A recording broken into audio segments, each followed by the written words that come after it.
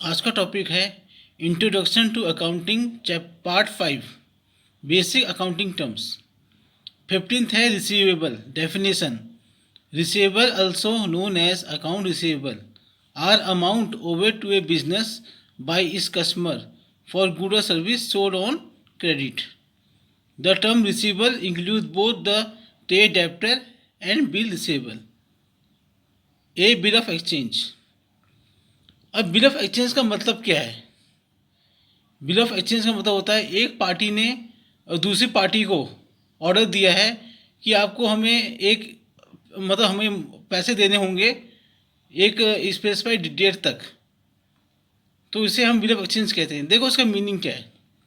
ये bill of exchange is an unconditional order in writing given by the creditor to the debtor to pay on demand or at a fixed or determinable future time a certain sum of money to the order of a specified person or to the bearer. This bill of exchange is known as bill receivable for the creditor. एक और इसकी meaning है वो देख लो।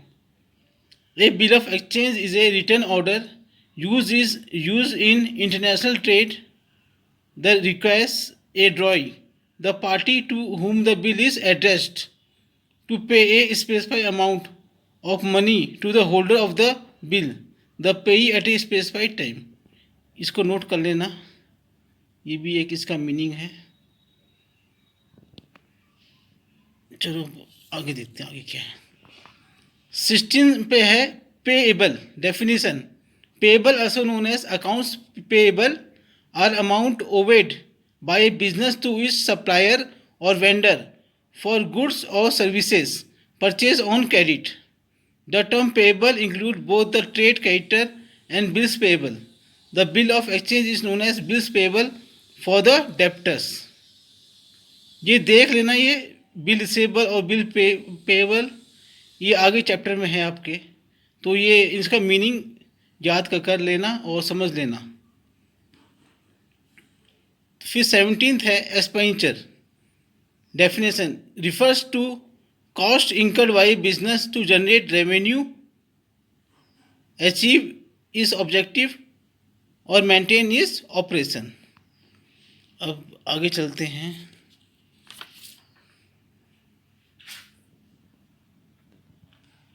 Type of expenditure. Revenue expenditure, expenses incurred to generate revenue such as salaries, rent, utilities.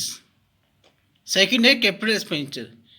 जो capital expenditure होता है ये लॉन्ग टर्म के लिए किया जाता है।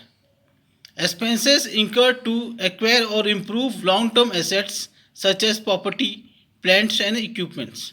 Deferred expenditure, expenses incurred that benefit future period such as prepaid insurance.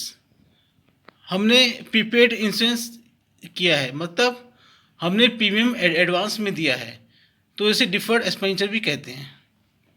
तो 18th है income definition. Refers to the revenue earned by a business from its normal operation such as sale of good और services. Type of income gain, income earned from non operating activity such as sale of assets.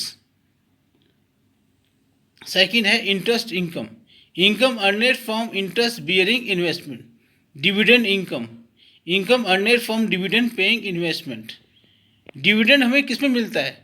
जब हम shares में पैसे लगाते हैं shares market में, तो वहाँ कंपनीज होती हैं, उसमें हमें डिविडेंड मिलता है। ये डिविडेंड मिलता है एक स्पेसिफाइड पीरियड में वो देते हैं, जैसे 6 महीने में देते हैं, साल में भी देते हैं, तो वो इसे डिविडेंड कहते हैं। हमें पैसे लगाने पड़ते हैं शेयर मार्केट में, फिर मिलते हैं।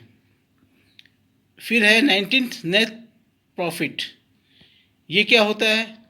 जब रेवेन्यू ज़्यादा होती है और एक्सपेंसेस कम होता है तो नेट प्रॉफिट आता है। Means the excess of revenue over the expenses, it increase owner's equity. Owner's equity क्या होता है? Assets minus liabilities. फिर है नेट लॉस।